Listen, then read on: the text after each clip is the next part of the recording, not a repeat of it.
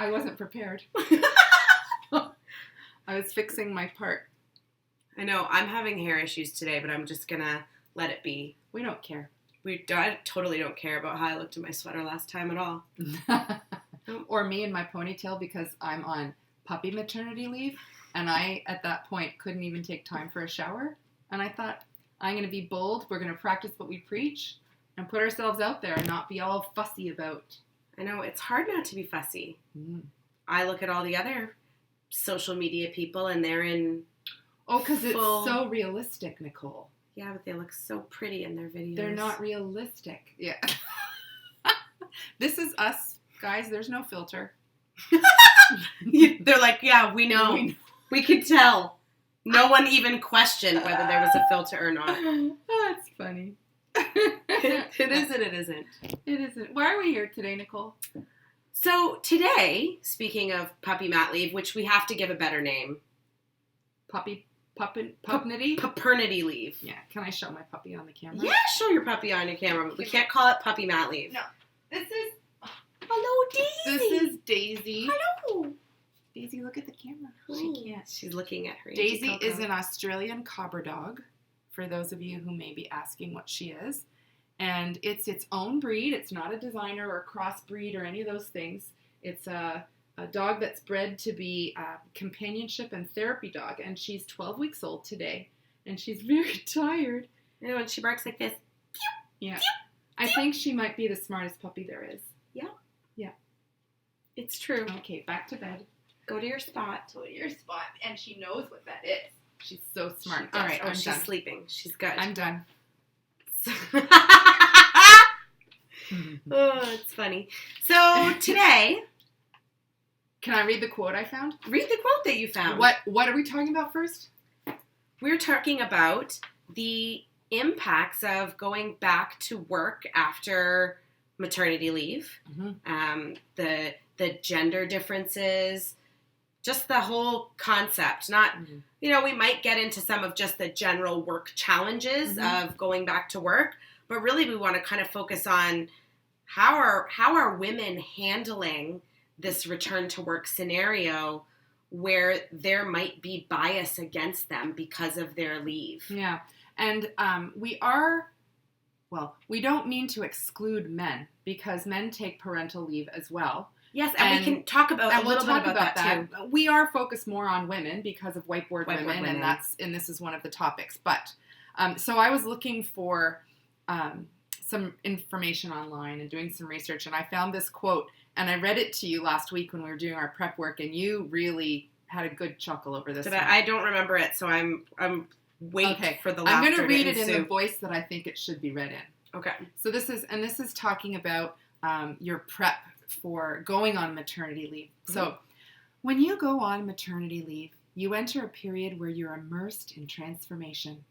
Your new baby is learning how to breathe outside the womb, connecting with you emotionally while relying on you for basic survival needs. Meanwhile, back at the office, work moves forward. Jerry is still no eating stinky tuna sandwiches. Sorry. Meanwhile, back at the office, work moves forward as your employer and colleagues anxiously await your return. Your employer and colleagues anxiously await your return. I mean, they might be. Oh, they might be. How many organizations have I heard of recently? I mean, back in my day. In your day. In my day. Back in my heyday, I mean, someone went on mat leave and we hired someone to replace them, and that person replaced them while they were on mat leave, and then when they came back, that person left. Yeah. End of story. There was full coverage. But I'm hearing that that's not really the case. People are taking employers might be taking the opportunity of a mat leave as some salary transformation. Savings. Yeah. And I think it depends on where it is. So for instance, I know my friend who's a physiotherapist in the healthcare system here in Toronto, mat leaves are covered. And they do that exactly. Yeah. So-and-so goes on mat leave. We have somebody to backfill that mat leave because it is a critical care, healthcare thing. Yeah.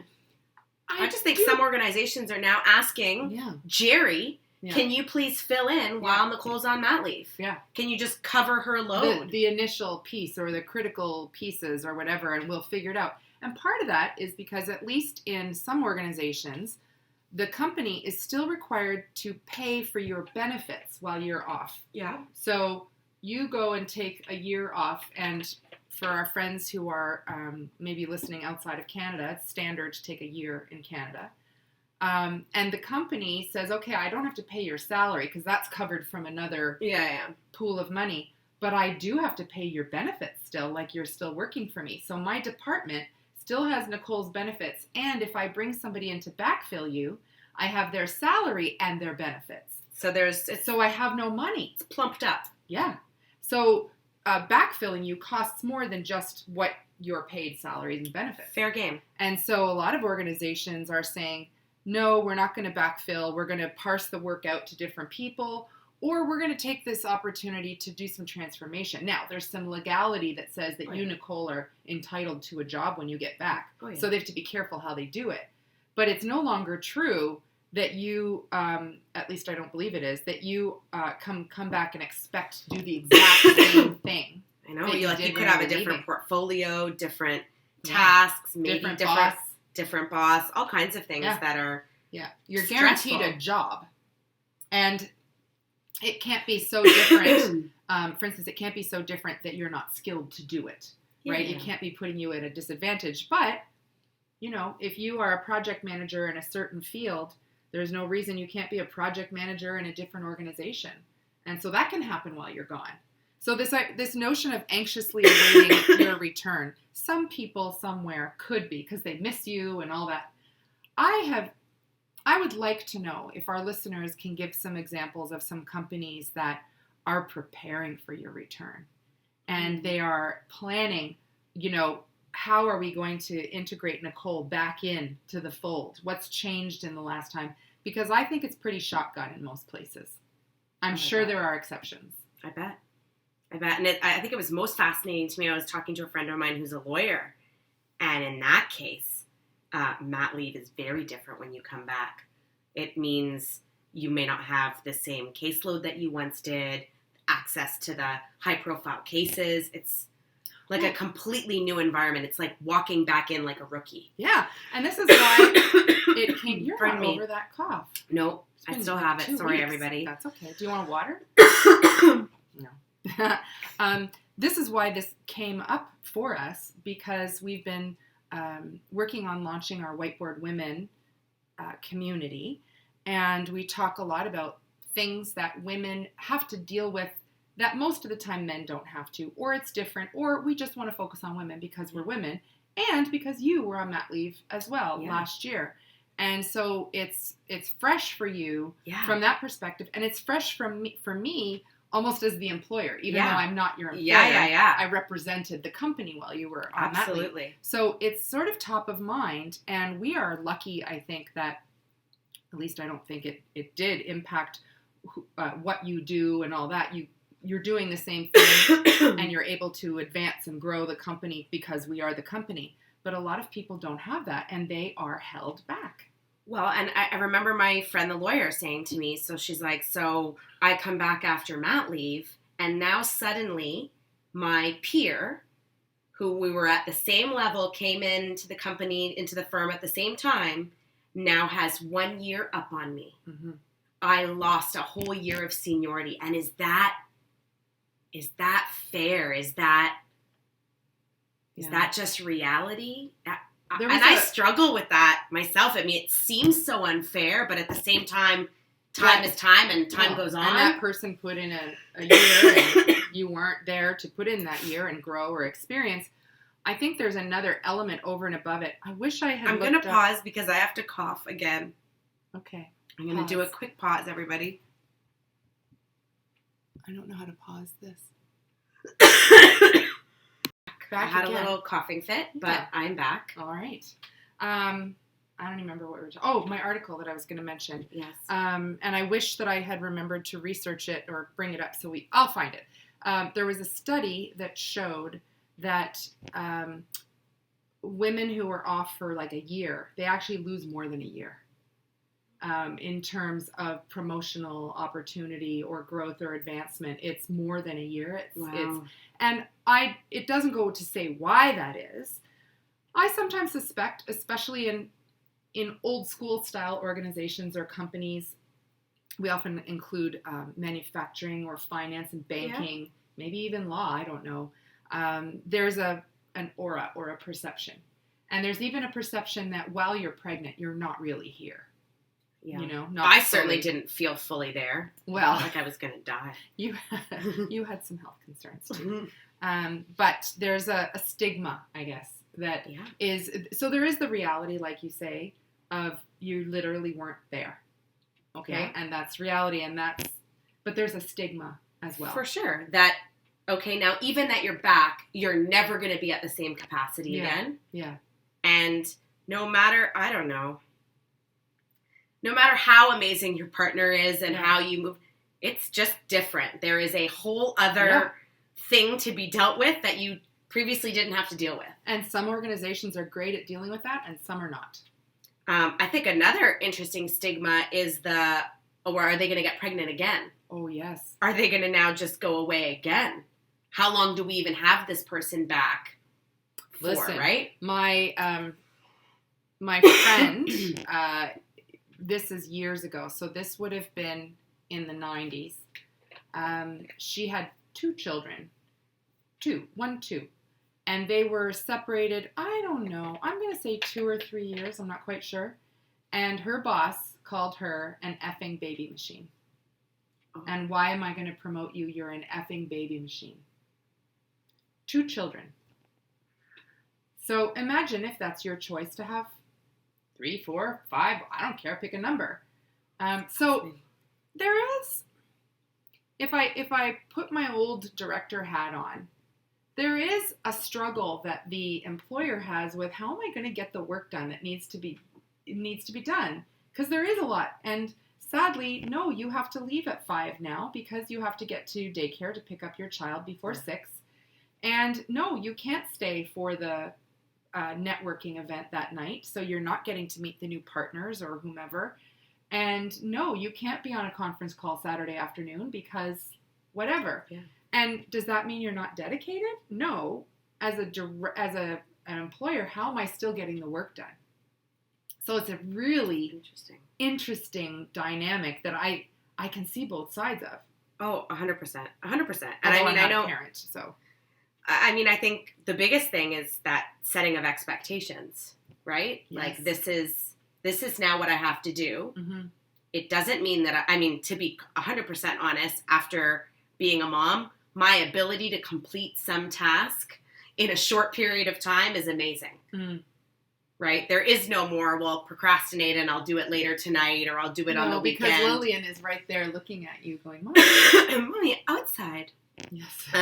Yeah. So there is this ability I now have that I don't think I had before, is to just sit down and create an incredible amount of work in a short period of time because there is no other time to do it. Mm-hmm. I think probably one of the biggest things that moms returning to work or parents returning to work after a leave is to just set those boundaries. Yeah. Right? Here is when I have care. Here are the arrangements I have. If something can't get done, here's how I plan to achieve it. Right? And I think with that in mind, it should be doable. But hearing my friend in the legal firm, she's just like, well, it's just not going to happen. I work till 11 every day. Explain to me how I would have a baby and when exactly that child gets looked after by me and not by someone else. Mm-hmm. When I work till 11 every day. And if you Google a template, like a return to work template after maternity leave, if you Google that, most of what I saw that came up was American. And I know it's very different and shorter timelines there. But it's a template of said, this is when I will be back. These are the hours I can work and this is what I can do. And I thought, wow. I like the idea of, like you say, being clear about that stuff, but I sure hope you're not going to just send that letter, here's what I can do. I think there needs to be a discussion. Yeah. This is my situation right now. And how can I hard. Still be productive and how can we figure this out together? And it was very hard coming back and I couldn't get my brain into a flip focus. Right? At that 6-month mark, I was like, Well, imagine if you were 6 weeks. Now that's even something, I don't know even whether that makes it easier, because it's like, okay, I had it, I'm done, and now I'm back at work.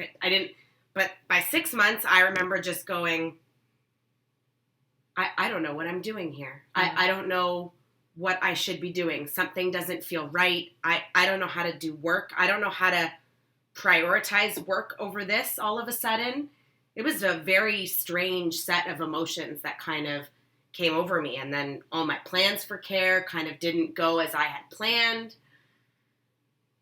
I mean, I think for me, what made it difficult for us was me not having it planned and set up and talking all the way through of how it was going to go down. Mm-hmm. It was just like one day I was like, oh, this is what's happening. And it's like, oh, that's not going to work. Mm-hmm. So we took a while to work through that. And then, it ended up being great.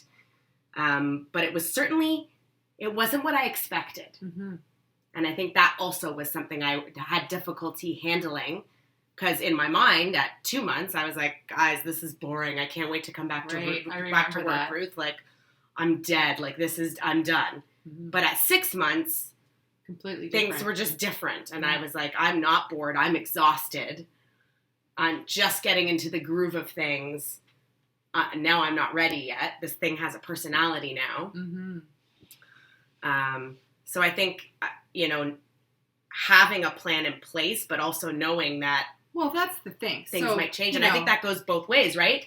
For the mom and for the employer. Yeah. Like, okay, this person has a plan and they put it in place, but things could change. Well, this is the thing. Ideally, in a unicorn and rainbow world, you would meet with your employer, before you leave and talk about what your intentions are. I intend to come back at this time. Oh, and I'd be back at full schedule, 100%. Or not even. Or you say, well, life changes. I know this. My partner can do this or can't do that. So I expect this will be my availability. And let's keep in touch. And we would check in, the employer would check in with the mother, or the person going on sick leave, or the person who has to take a leave to take care of sick parents, or the father who's taking parental leave, or whomever. So any kind of leave. And we would keep in touch. And then, a couple months out, we would say, still looking good for this, and this is looking good. And meantime, me back at the office, I would be saying, well, Nicole's coming back on, August 1st. Let's put together an onboarding package. Like, not for a new hire, but what's happened since you've been gone, and what do you need to know, and how can we bring her up to speed? What will help her? What expectations are there? She's going to need every new parent. And the word they're using now is returnship. I love it. Because, if I have a brain on my shoulders, I know that every new parent is going to need to leave early sometimes, or is going to need flex work, or is going to need whatever. So what can I put in place ahead of time? All that's ideal. It still could be that when August 1st comes, something goes bananas.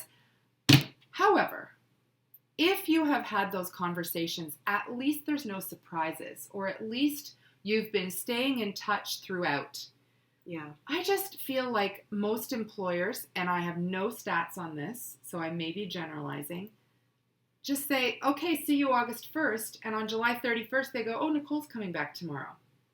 But, Bob is at her desk now. Do we have a desk for Nicole? Where is she? I don't know. What is she going to be doing? I don't know, because Susie quit, and, her boss got promoted, and that department closed down while she was gone. And I think literally...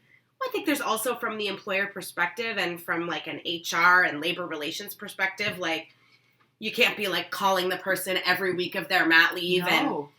doing whatever. And I think people also want to give people their space and their time and what they're allotted and allowed. And ideally, before you leave, you'd say, hey, do you want to have a call at 6 months?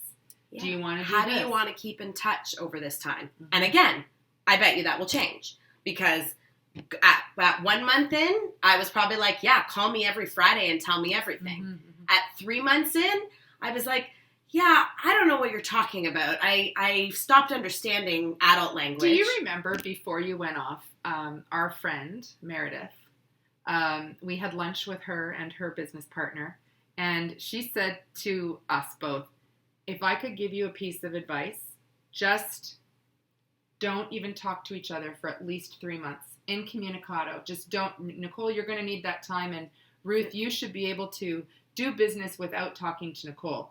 So in your head, you're like, psh, I can talk to Ruth. We do this stuff. And in my head, I'm like, I can't go for 3 months without talking to Nicole. And in fact, that is what we ended up having to do. And for the first 3 months, when you were like, oh, just check in with me. Let's go over and come. Yeah. And it died. We couldn't do that. It wasn't realistic. I mean, there was other, like I was traveling a lot. There was a lot of things. And then at some point, I was so disconnected with what was happening. Yeah.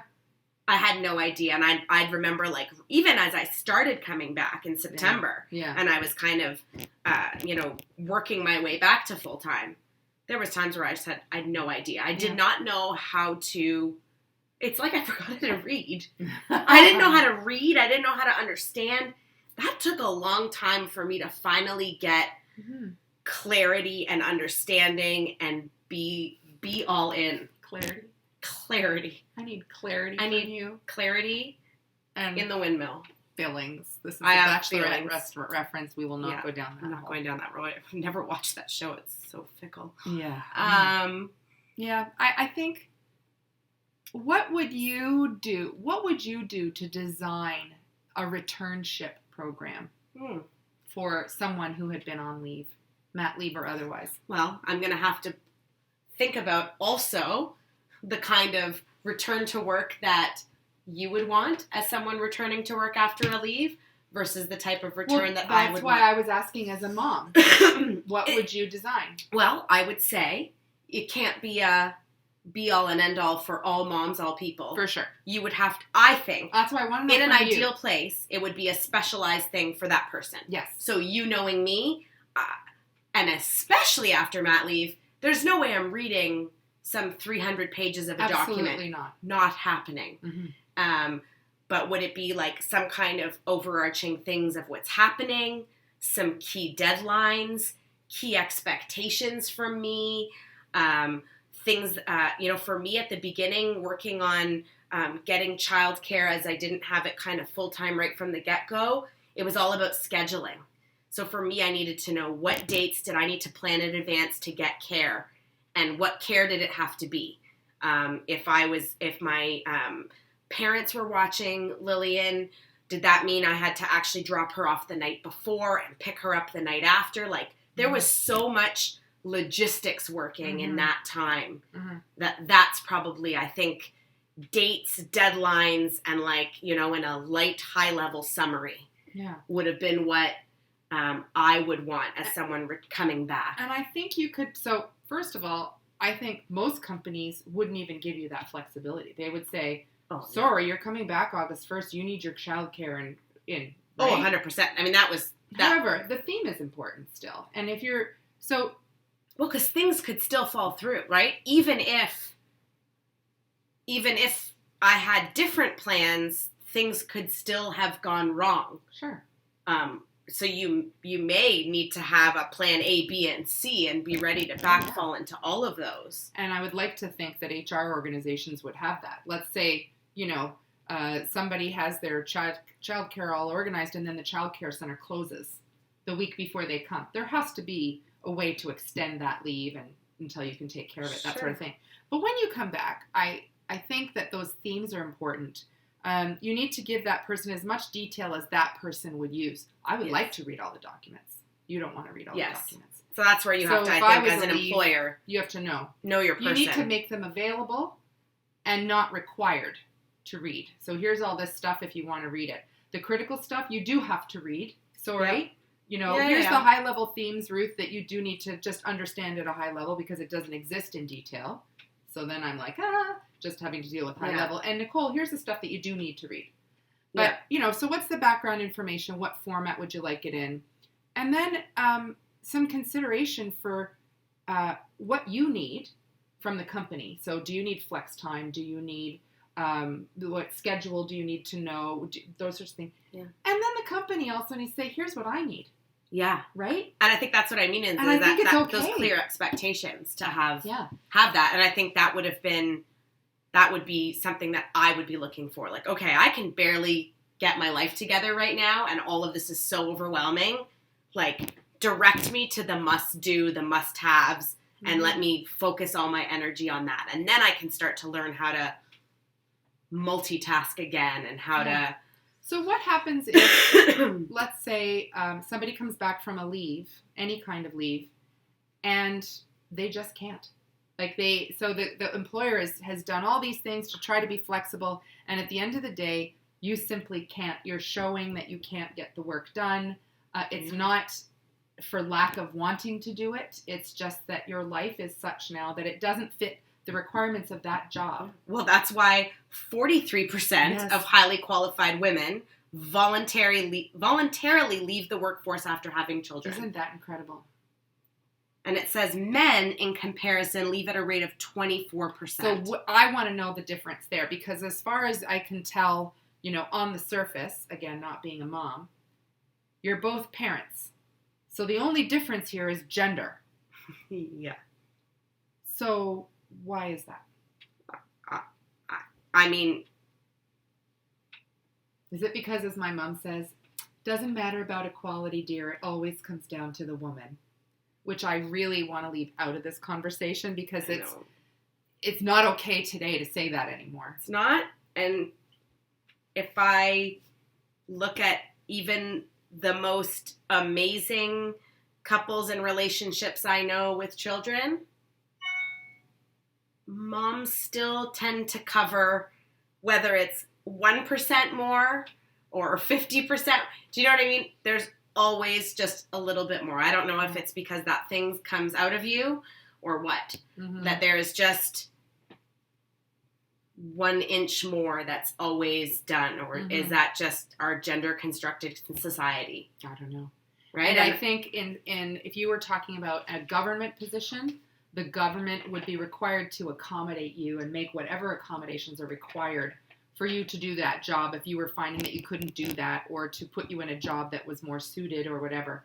But I wonder about like super duper legal companies, like you talk about high-powered law firms or investment firms, or I don't know, pick something that's really, advertising. I think there for a brief period of time, you have just shifted your priorities from 100% work, and if you didn't have kids before, 100% you and your husband just loving life, like everything's cool, and then you go into this phase of 100% this baby, and then you're expected to flip right back at work, and it's just not the same. Yeah. Even if you want it to be, even if you don't have those intentions, somehow it's just hard to like rebalance it. Somehow everything in your brain has changed. Yeah. Do you remember that episode of Sex and the City where Miranda had a baby and she tried to go back to her legal firm? Yes. And it was just, she had every intention, refused to be thought of as any different. Yeah. And it was still different. Mm-hmm. And I think that's just I don't know, it's a difficult thing. I am now back into work mode, and that is, I feel normal again. Mm-hmm. I feel normal again in that regard, and I've got my care sorted out, and everything is honky-dory, so I feel good, but that's taken 16 months to get there, right? So if we look at the issue of returnship, coming back, getting, as one thing, companies certainly could do better to help prepare, to be more intentional, that sort of thing. Now let's, away from that, get to the stigma of, like you said, women. What if you go and have another baby? I don't want to promote you because you are a young mom. You've already had your baby and come back, and you're a young mom, and I don't know, there's still that. Am I going to promote you because you might have another baby? Or you're a young woman and you just got married. And, there's that thought. There's a lot of people, by the way, who don't want to have children. Oh, for sure. Hello. Hello. But we women are still painted with that same brush of fertility that's going to, hold us back from our career simply because we're women. and having a family may get in the way. What can organizations do about that?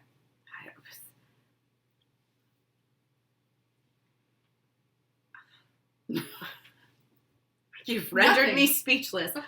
I mean, I guess open the conversations, have the conversations, say the hard things. Yeah. Like, as an employer, this is how I feel. This is how it's affecting me. You know, how do I deal with this? Knowing that I value this employee. I value what they do. But at the end of the day, I still need to get this work done. I think plans and flexibility and new ways of doing work are the way right now that I think we can start to handle that, right? So, I mean, I think of some of the unique ways that I was able to do work while I was still at home or while I had family issues or whatever and still get work done. One was using the Working Ensemble, which is an amazing place here in Toronto, which is a co-working space with a daycare in the basement. I think that was such an amazing solution for me as I was transitioning back, and might be a solution for someone who's struggling with care, struggling with whatever. It was a great way for me to get back in work mode. Yeah. And it had, these little short bursts of 3 hours, had to work, get it done, and then I had to, pack up and go back to the mom day. So I think that was, searching for these different solutions and then doing a lot of my work on those days by telecommute because you had to stay in the co-working space. Right. So really leveraging all of those tools tools and technology. And it's working more and more for some organizations. Some still require you to be face-to-face, which is a challenge. Yeah. I mean, I think finally we're getting there. We're finally getting to this place where flexible working hours. So maybe it was I did what I needed to do, and then once I put Lily down, I was able to do some more work. Which would not work, for instance, if you were a doctor and going back. You can't work from a flexible working location. You have to work in the office or the hospital. Yeah. That doesn't work. So I think it's very dependent on the line of work that you do. Some stuff can be done telecommute, some can't, in which case you've got different struggles. So we've got these, and when we write up the blog of this, we'll have lots of tips that we've researched or that you've experienced on dealing with that post-maternity leave returnship. Yeah. And then as an organization, no matter what the organization, it's, I think, being intentional about not just dealing with leaves as they happen, ad hoc, but being intentional. Here's how we handle leaves. Here's how we prepare for leaves. Here's how we prepare for the returnship. Yeah. And this is how our culture no longer tolerates discrimination as a result related to people having children or not. Yeah. Which is just part of the overall picture of discrimination. And I mean, let's talk about part of that the types of things in culture that I see, and, in office worlds is things like, there's a teleconference all of a sudden at 6:30 p.m. Well, in a culture that wants to support and continue to promote and remove that bias from women and women who are having families and all of those things, as a culture, we don't do that, right? If we have an emergency teleconference, it happens after 8 p.m. or something like that to help young families deal with these situations. And, to me, it's like it's the organization also setting boundaries on what they push their employees to do so that at no point does anyone rearing a family have to feel the effects of, I guess if you have to go for daycare pickup, I guess you can't be in on this super great teleconference. Right. So we'll send Daryl in instead. Exactly. I heard somebody once, and it was a woman, so I was very surprised. I think it was in one of the courses I was teaching, and one of the attendees asked, we had a panel of managers come in, asked the manager how they handle work-life balance. And the woman, the female manager, said, I don't believe in the term work-life balance. I call it work-life, I think she called it merging or something. And in her way, She said, sometimes I have to leave at 3 o'clock so I can get to my son's soccer game or dance recital or whatever. But I know that I'll just have to work on Saturday to make up for that. And I thought, some people were really impressed with that. So now you're freer to manage your time and merge it. But I don't think that takes into account a person, not even just a woman, anybody's need to be gone for certain amounts of time and manage their work.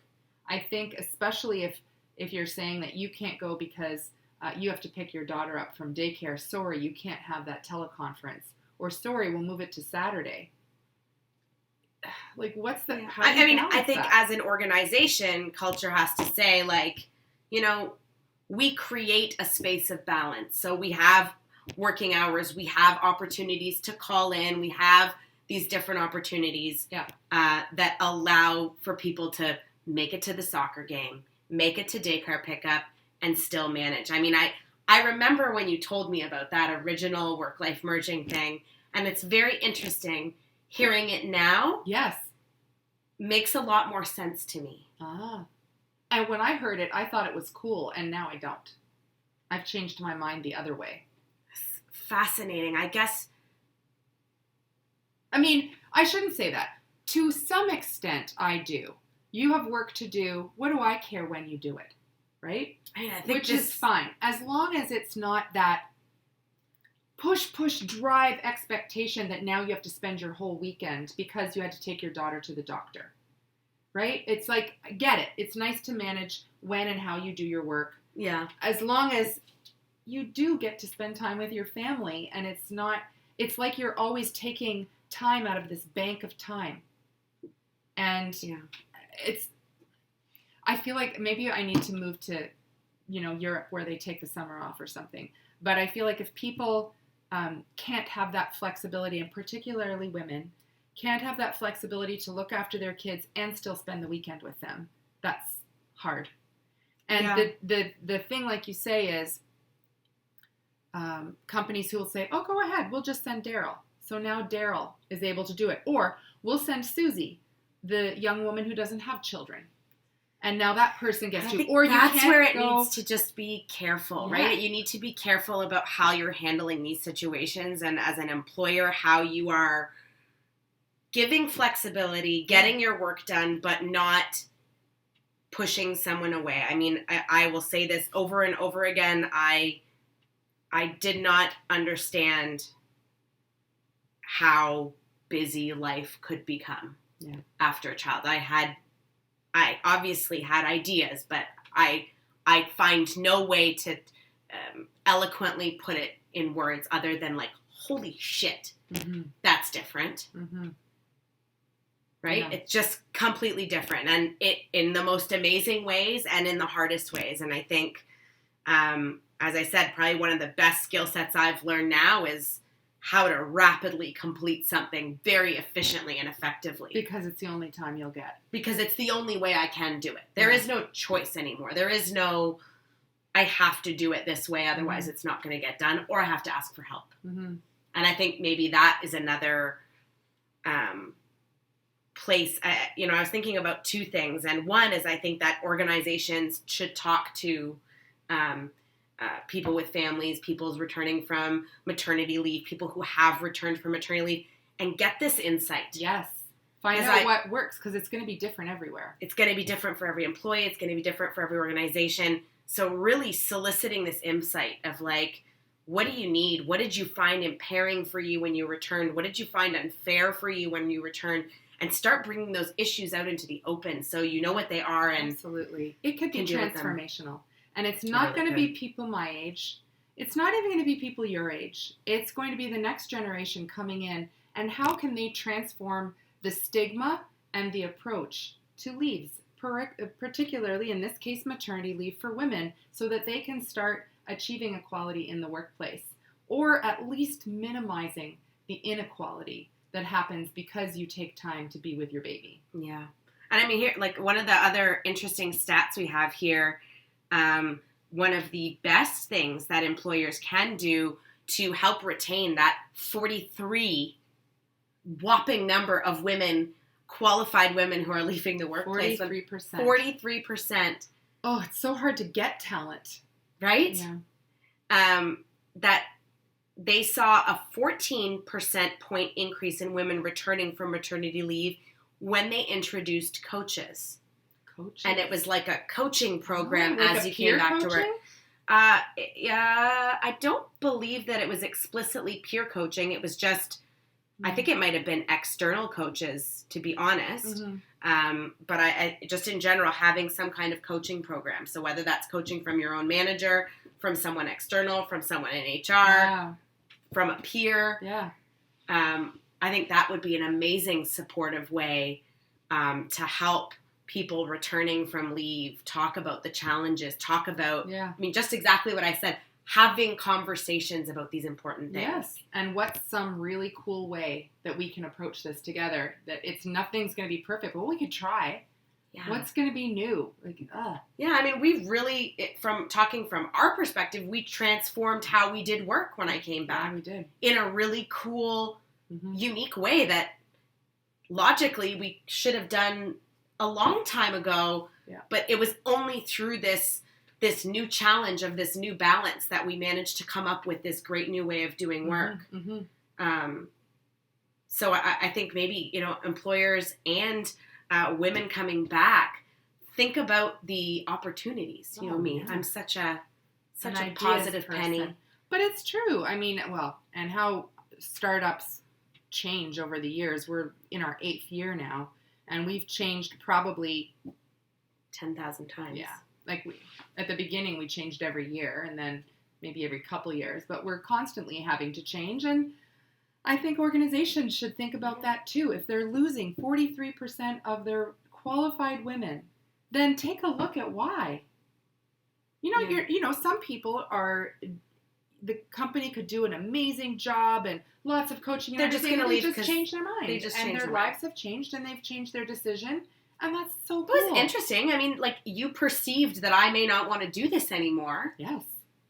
And it was that was mind-blowing for me. It was not like, no, I still want to do this. I don't know how. Yeah. I forgot how to work. I forgot.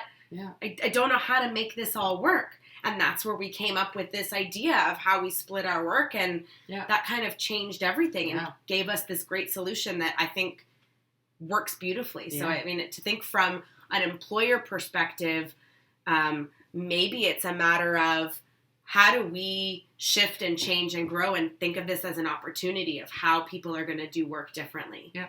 And what benefits does that bring to the company? Not always thinking about it as a detriment. Like, you leaving at 4 p.m. every day to go pick up the kid is detrimental to our business. Instead of saying, actually, that mom wakes up at 5 a.m. and before her child wakes up, she does this amazing new thing where she scans the news and does X, Y, and Z and prepares a brief for the organization. And no one was ever doing that before. Right. But now, because of the way we've shifted our work or the flexibility we've given her, that is this new idea that sprouted from that and been really effective. Yeah. Or this new mom can't go to these networking events anymore in the evenings. And it's just not realistic. She can't go, but she's really missing out on an opportunity to connect. What are some different things we could do? Not just for her, but for other people who don't want to go to that particular event. Can we have another event that's Monday afternoons at 2 o'clock that she could go to, and other people like her, so that she's not missing out? Sorry, you can't go to that call. We'll put, Gerald on it. No, is there another call you could? Yes, maybe we do need to put Gerald on that. What other call could you go to instead to have the same exposure and the same chance to participate and share all your great ideas? So it's not, like, I like the way you put it. It's not that this new pattern of life for this person is a detriment. It's different, it's new, and it's an opportunity. What can we do with it? Yeah, I think that's really a fascinating way to think about it. And I think for employers, it's please be patient with this process. Yeah. Right? It takes a few months to get back into it and, talk to your people, make sure they're taken care of, make sure that they're okay, because it can be a very, very overwhelming, stressful time. And then once you have it sorted, it's Yeah. It feels great. I feel great to have my mind back now. I feel great that you have your mind back now. Right? Yeah. And, think about those opportunities for how you could change. For us, it was a different division of work, like a portfolio style work that allowed us to not have to be stuck in the same schedule on exactly the same schedule. By splitting our portfolio, it allowed more flexibility for each of us to do work in the ways that we could do them and we had capacity to do. And I think it was an amazing result. Yeah. So I think for talking about mat leave and women at work, there are things. What? You can carry. I was going to summarize. Oh, well, I want one more thing I think we should touch on. Yes. So what are you going to do if you find your employer, your colleagues are demonstrating bias against you in the selection of work, promotions? How can our whiteboard women, how can we surpass this? So, right, we talked about, if you're a great organization, have this and have a coach and have this. Okay, that's all fine and dandy. We're in control of those things. Right. So, I walk back into my office and this is all happening. And they're not offering me the flexibility. They're making Gerald take all my really good clients. So my answer is it depends. Because I think what it requires is conviction, personal conviction of what the problem is, and it also requires a positive approach on how you'd like to help alleviate that problem. And it also requires an organization where you can have open and difficult conversations. So I think the only thing that will work in that situation is being able to speak to your boss or to HR or whomever and explain how you're feeling, and for that person to be able to listen to you and actually take some action. If that's not working, and if you don't know how to do it, you need to know how to be able to have difficult conversations and all of those other great things that we talk about. Yeah. If you don't want to do it, you don't know how to do it, and maybe even just a couple of tips might be like, our favorite line of, can I tell you something? Can I share something with you? Yeah. Right? If you're feeling this pressure now that you've come back and you've lost all your best clients, suddenly Jerry's taking all your calls,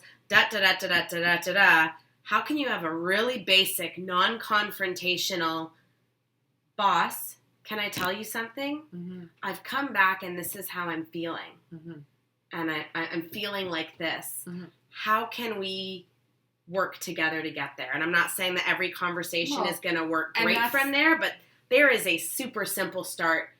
It's going to go one of two ways.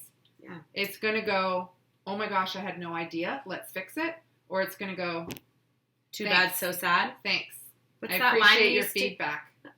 What's that line that we always used to say? Suck it up, buttercup? Suck it up, buttercup. Yeah, that's what it's going to be. If that continually happens and there are no other avenues to talk to, HR, other mentors, whomever, then you're looking at a fit with that. And you either do need, if you have the opportunity to look for a better fit somewhere else, that's what you need to do. If you don't, you just have to weigh what you can do and can you have some influence, baby steps.